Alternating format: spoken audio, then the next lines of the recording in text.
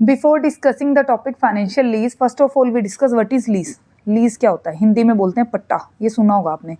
इसमें क्या होता है, टू पार्टीज होती हैं, एक होता है ओनर और एक होता है सेकंड पार्टी। ले लो, ठीक है, ओनर है, ये पार्टी है। अब इस पार्टी ने क्या किया, ओनर को कहा कि आपकी ये प्रॉपर्टी है, मेरे को लीज पे चाहिए। तो लीज जनरली वैसे तो लंबे टाइम के लिए होती है, बट डिपेंड करता है, मशीनरी वगैरह है वो 10-15 जो भी होगा। बट जो ज़मीन होती है, लैंड होती है, वो एटलीस्ट 99 ईयर ऐसे चलती है, लंबे लंबे टाइम पीरियड के लिए। लीज पे ले ली, उनको एक रेंटल या रॉयल्टी जो भी डिस्कस होता है वो पे कर दी जाती है, ठीक है। इसमें टू पार्टीज होती हैं, मैंने आपको अभी भी बताया। तो उन टू पार्टीज में क्या होता है जनरली, एक होता है लेसर, एक होता है लेसी, ठीक है। कौन कौन होते हैं? एक होता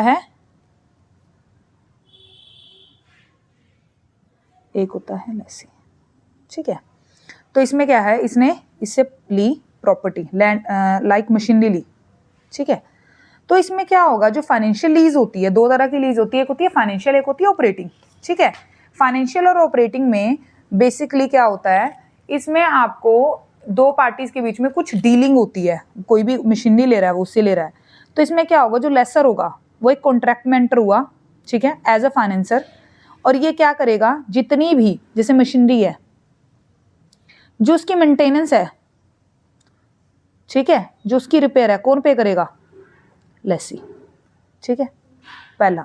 दूसरा जी, अगर इन केस ऐसा हो जाता है कि मशीन बीच में ऑब्सिलेंस हो जाता है या टेक्नोलॉजी एडवांसमेंट की वजह से इसको ज़रूरत नहीं है मशीनरी की, ठीक है। फॉर एग्जांपल उसने मशीनरी ली 10 ईयर के लिए, 5 ईयर के बाद क्या हुआ, उसको लगा कि मशीनरी की ज़रूरत नहीं है। तो इस केस में क्या करेगा वो उसको या तो सारे रेंटल पे कर देगा, क्योंकि कॉन्ट्रैक्ट हो चुका है, बीच में ये ब्रीच नहीं होता, ठीक है। तो उसको पेमेंट करनी ही करनी पड़ेगी, ठीक।